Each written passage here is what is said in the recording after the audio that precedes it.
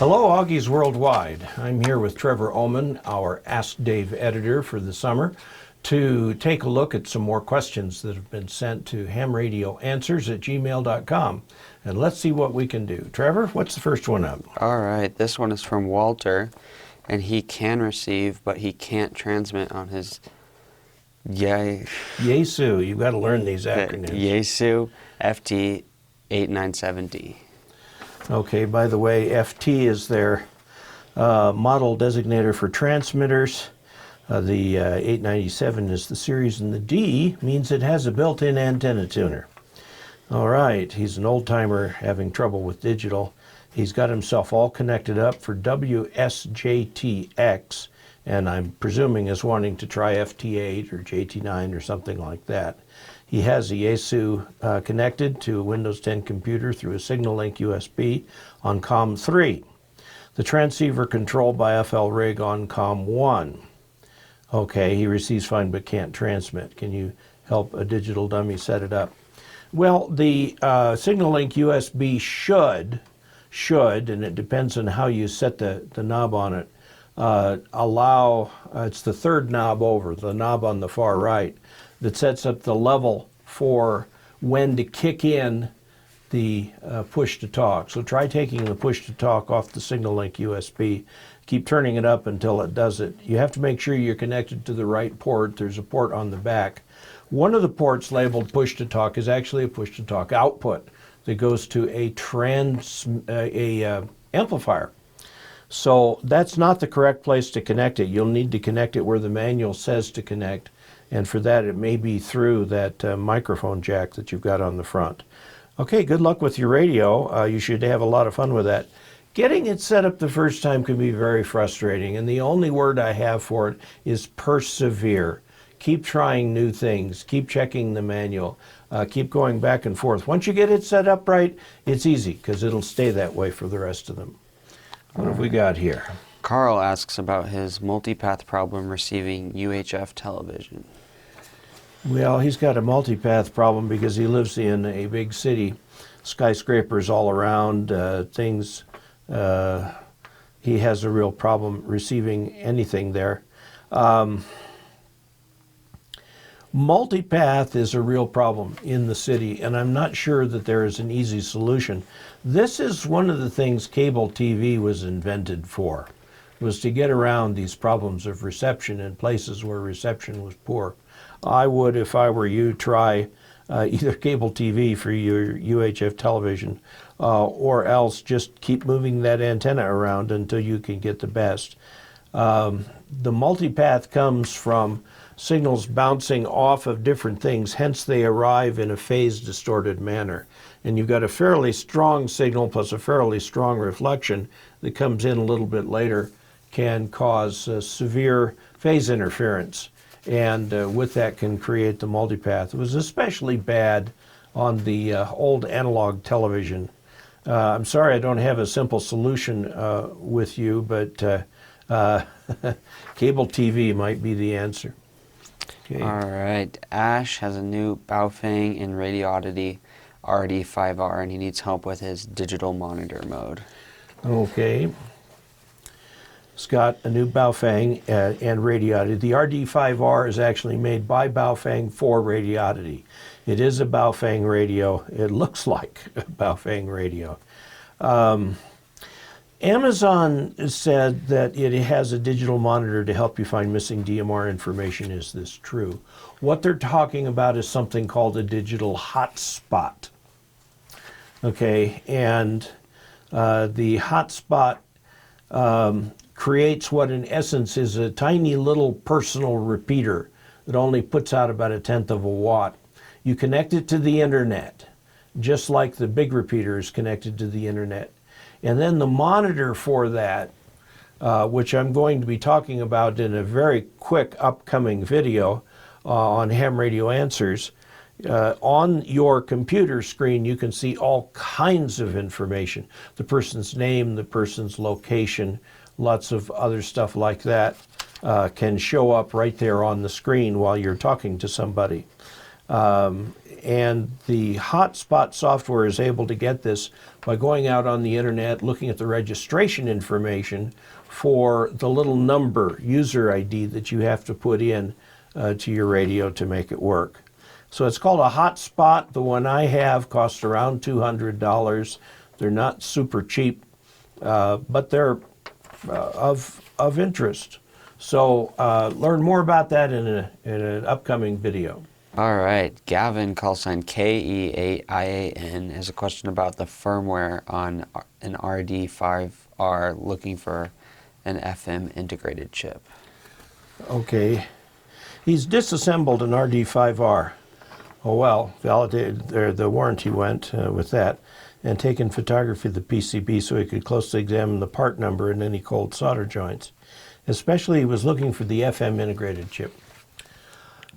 Your iPhone, lots of other phones actually contain a small chip in there that's not activated in the United States, and that's for receiving FM radio broadcasts. And there's, however, the RD5R quite happily announces that it will receive the FM. If it does not contain this chip, then it's simply done in firmware. After all, FM is FM. You have to change the width of the channel, which is quite wide in broadcast FM, about 200 kilohertz deviation compared to the 15 kilohertz deviation or 30 kilohertz deviation that ham radio equipment uses. He says he couldn't find the integrated chip, so he looked at the UV5R and found some similarities. Well, there would be a lot. I mean, the RD5R is based on the UV5R, except what they did was they added DMR to it. He says nothing would point at an ICFM.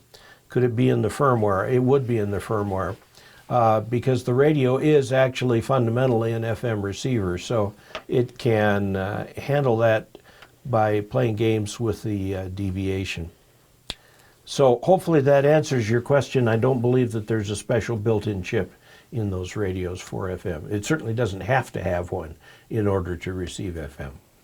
All right, David, call sign K7TN, has a question about his FTDX 3000 settings, number 4 and 15, and his USB hub chip. Well, let's take a look here. Let's see, the FTDX 3000 settings, I did put them in a video a while back. He matches all of them except 2 of them.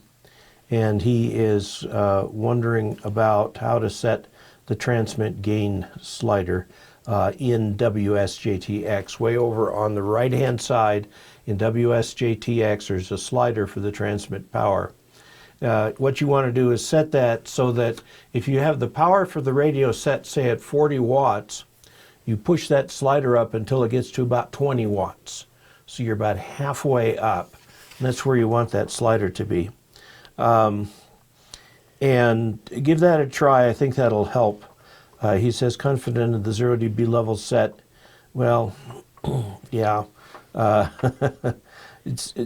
Set it up until it works. Yeah, WSJTX is a frequency shift key kind of mode, and so you don't have to worry about the phase of the amplitude too much, but make sure that you're still in the QRP range, maybe 20 watts max out.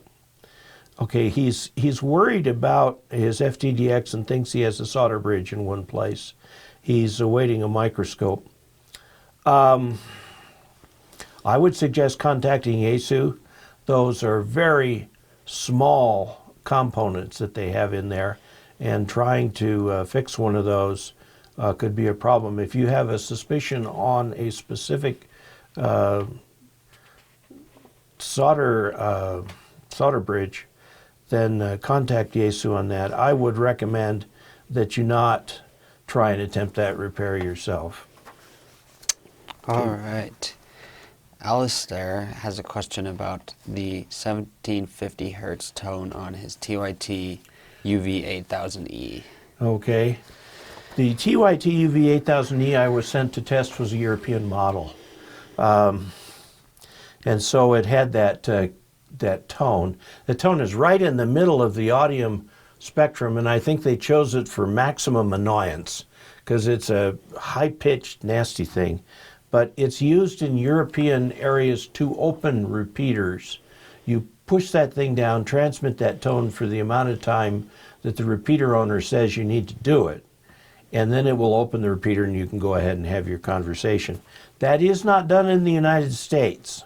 And so radios sent stateside usually don't have that tone, or if they do, it's turned off in the menu. So you can search through the menu items and see if you have something there.